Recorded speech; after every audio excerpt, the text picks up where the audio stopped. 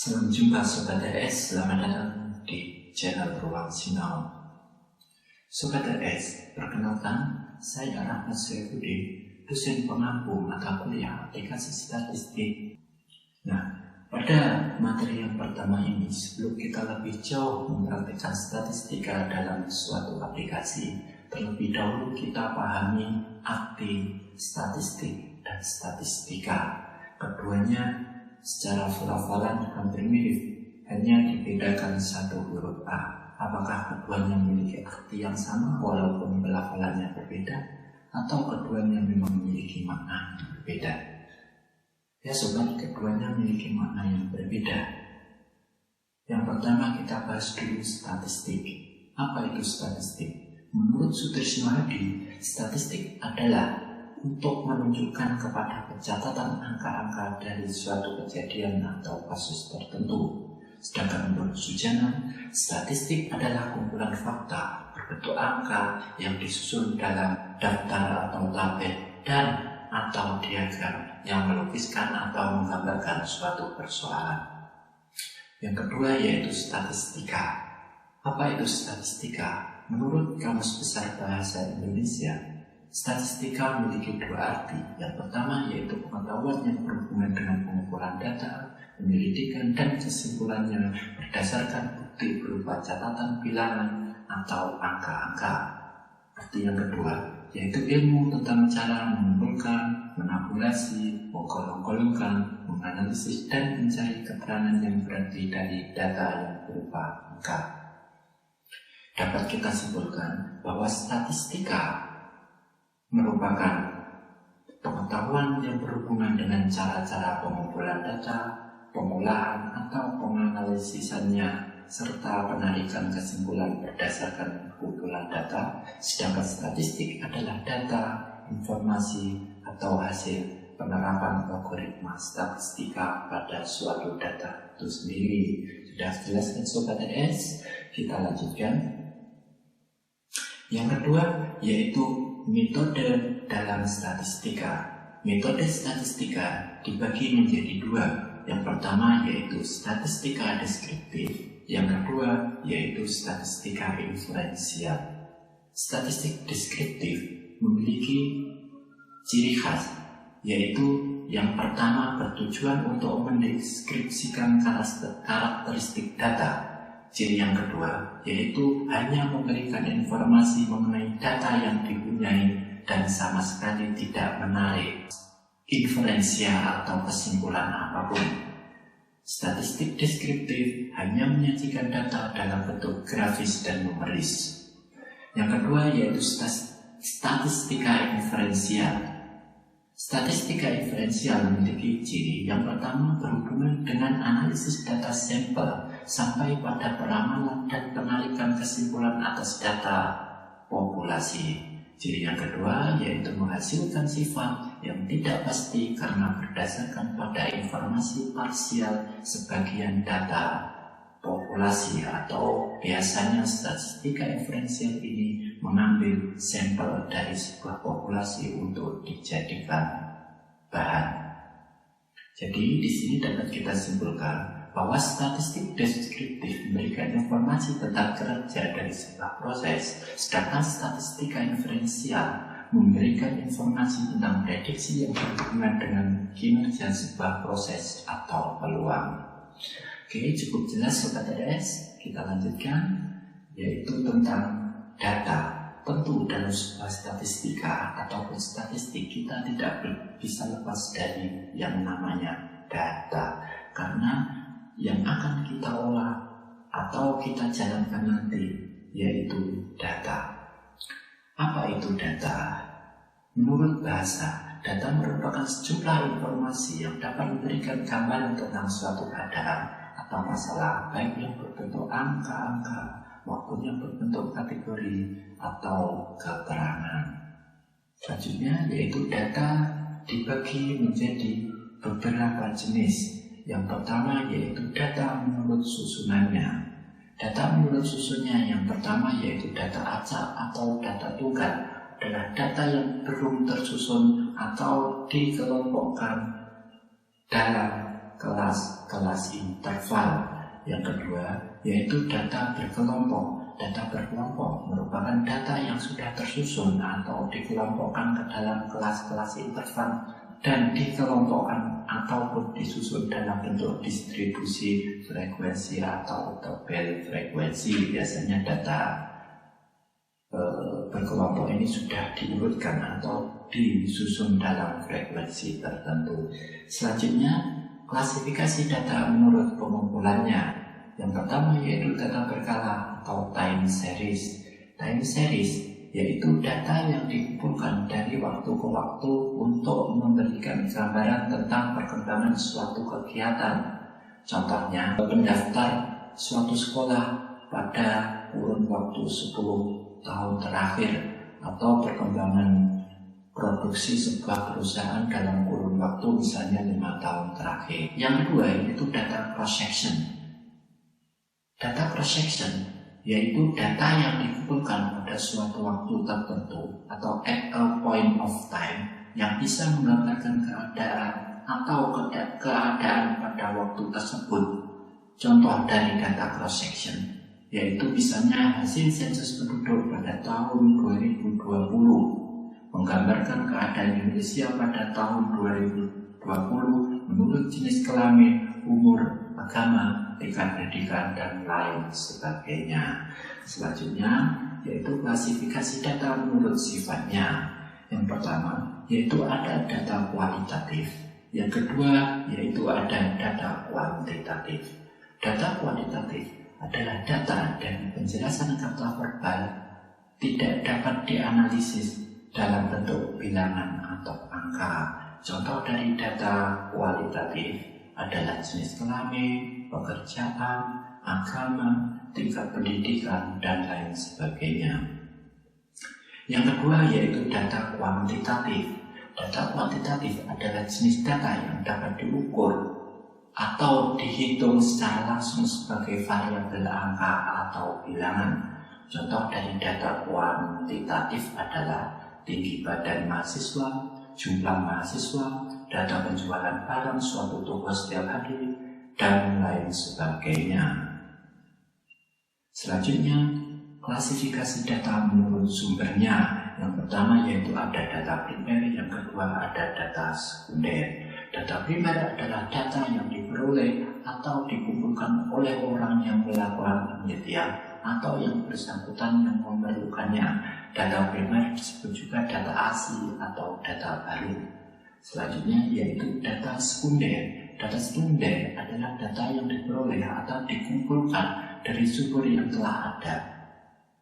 Dan data itu biasanya diperoleh dari perpustakaan atau laporan dokumen peneliti yang terdahulu. Data sekunder sering disebut juga ada data literatur atau data yang sudah tersedia. Selanjutnya yaitu klasifikasi data menurut pengukurannya. Yang pertama yaitu data nominal. Apa itu data nominal? Data nominal adalah data yang diberikan kepada objek atau kategori yang tidak menggambarkan kedudukan objek atau kategori tersebut terhadap objek atau kategorinya, tetapi hanya sekedar label atau kode saja. Data ini hanya mengelompokkan objek atau kategori ke kelompok tertentu. Data nominal memiliki ciri hanya dapat dibedakan antara satu dengan yang lainnya dan tidak bisa diurutkan ataupun dibandingkan. Data ini mempunyai ciri sebagai berikut.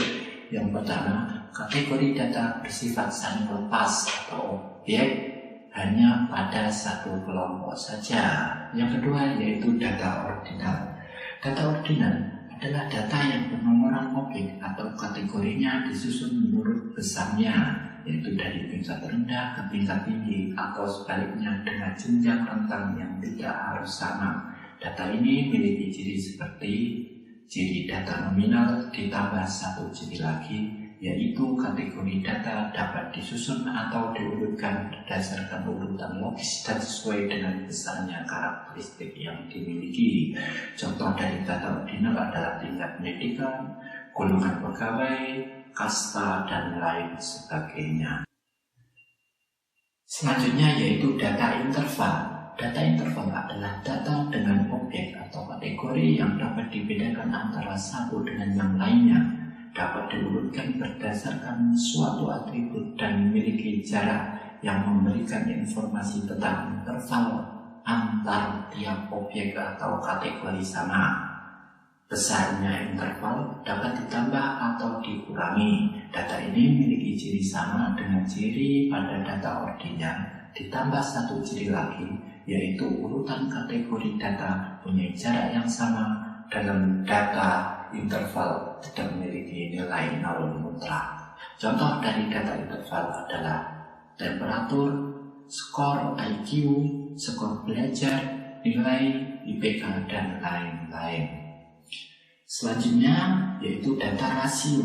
Data rasio adalah data yang memiliki sifat-sifat data nominal, data ordinal, dan data interval dilengkapi dengan kepemilikan nilai atau titik nol absolut atau mutlak dengan makna empirik. Data rasio dapat dibagi atau dikali, jadi data rasio memiliki sifat dapat dibedakan, diurutkan, punya jarak, dan punya nol mutlak. Contoh jadi data rasio yaitu misalnya umur, tinggi badan, berat badan, dan lain sebagainya. Oke sahabat RS, cukup jelas kan materi tentang dasar-dasar dari statistika. Nah, sobat RS, selanjutnya kita akan bahas sedikit tentang aplikasi yang akan kita gunakan. Aplikasi yang akan kita gunakan untuk melakukan olah data, yakni SPSS. Sebenarnya banyak sekali aplikasi yang bisa digunakan untuk melakukan olah data. Misalnya yang akan kita pakai yaitu SPSS, ada juga Amos, ada SIS, dan lain sebagainya. Silakan sobat RS mencoba aplikasi supaya tidak penasaran ya. Silakan dicoba aplikasi apa yang sobat RS sukai. Nah, di sini kita akan menggunakan SPSS. Apa itu SPSS? SPSS itu merupakan sebuah aplikasi atau perangkat lunak yang dikhususkan untuk melakukan olah data. SPSS merupakan sebuah singkatan, mohon maaf kalau bahasa Inggris saya agak jelek, yaitu Statistical Package of the Social Science. Selanjutnya SPSS juga bisa diartikan sebagai Statistical Product and Service Solution. SPSS sendiri dikembangkan oleh SPSS Incorporation yang kemudian diakuisisi oleh IBM yang merupakan perangkat lunak komputer. Perangkat lunak ini memiliki kelebihan pada kemudahan penggunaannya dan mengolah serta kemudahan penggunaannya dalam mengolah dan menganalisis data statistik. Fitur yang ditawarkan SPSS antara lain yaitu data collection untuk pengumpulan data, IBM SPSS statistik untuk menganalisis data, IBM SPSS modeler untuk prediksi tren, dan IBM Analytical Decision Management untuk pengambilan keputusan. Program SPSS ini banyak diaplikasikan dan digunakan oleh kalangan pengguna komputer di bidang bisnis, perkantoran, pendidikan, dan penelitian. SPSS merupakan software komersial dengan harga lisensi kurang lebih 5.120 US dollar. Tetapi ada versi premiumnya. SPSS dapat dijalankan multi-platform, mulai dari sistem operasi Windows sampai dengan Linux. Sobat, selanjutnya kita akan mencoba membuka SPSS dan mengetahui bagian-bagian dari antarmuka SPSS. Oke Sobat RS, sekarang kita akan coba menjalankan aplikasi SPSS. Ada beberapa cara yang bisa Sobat lakukan untuk menjalankan aplikasi SPSS. Yang pertama yaitu dengan melakukan double klik pada desktop icon atau menjalankannya melalui start menu. Sekarang saya akan coba melakukannya dengan melakukan klik 2 kali pada desktop icon. Nah, di sini Sambil menunggu bahwa saya menggunakan aplikasi SPSS versi 18. Mungkin Sobat RS menggunakan versi yang di atasnya atau di bawahnya. Kurang lebih tools dasar yang akan kita gunakan tidak akan jauh berbeda. Nah, setelah kita buka SPSS seperti ini, nanti akan muncul dua halaman sekaligus. Yang pertama yaitu halaman data editor, selanjutnya yaitu halaman output atau statistik viewer. Data editor berfungsi untuk melakukan input data atau membuat variabel serta melakukan pengolahan data, sedangkan viewer atau output itu berfungsi untuk melihat hasil data yang sudah kita olah. Nah, Sobat RS, seperti tampilan aplikasi pada umumnya, di sini ada bar menu, di sini ada toolbar-nya. Yang terpenting dari SPSS itu adalah data dan variabel.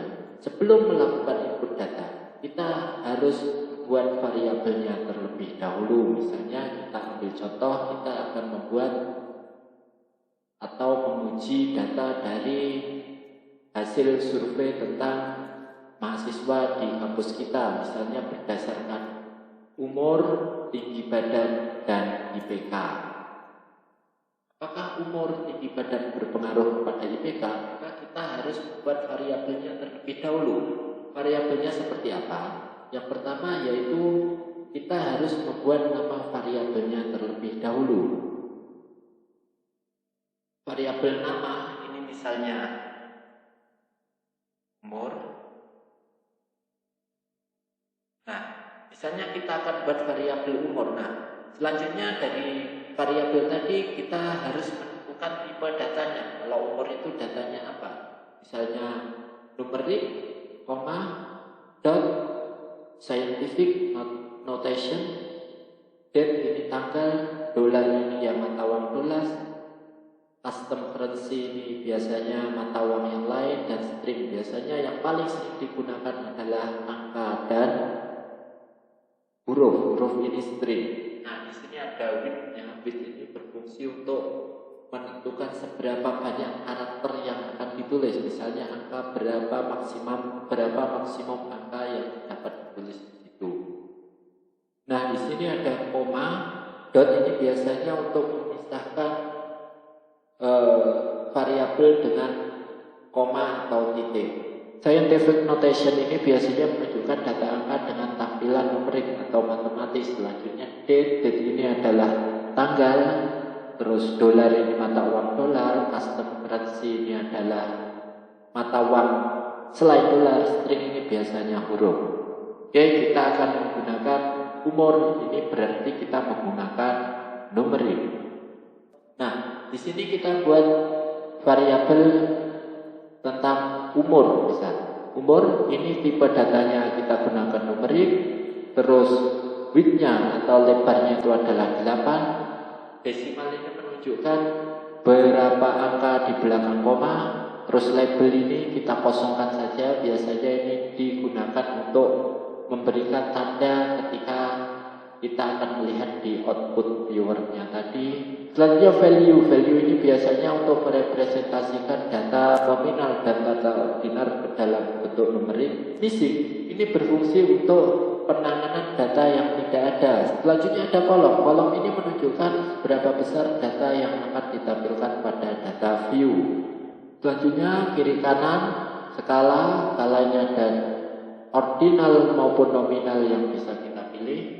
Terus selanjutnya kita buat variabel yang sama, yaitu umur, misalnya tinggi badan. Terus kita isi tinggi ini numerik, hampir sama. Terus IPK. Setelah kita melakukan pengisian di variabel view, selanjutnya kita bisa memasukkan data di data view. Hasilnya seperti ini, kita bisa masukkan data misalnya umur 17, 12, dan seterusnya. Nah, sebelum kita memasukkan data, terlebih dahulu kita buat variabelnya. Ini variabel merupakan label atau keterangan tentang data yang kita input. Kurang lebih seperti itu sobat. Untuk pengolahan data kita akan bahas pada pertemuan Sekian materi yang bisa saya sampaikan pada pertemuan pertama ini. Semoga bisa bermanfaat. Terima kasih. Assalamualaikum warahmatullahi wabarakatuh.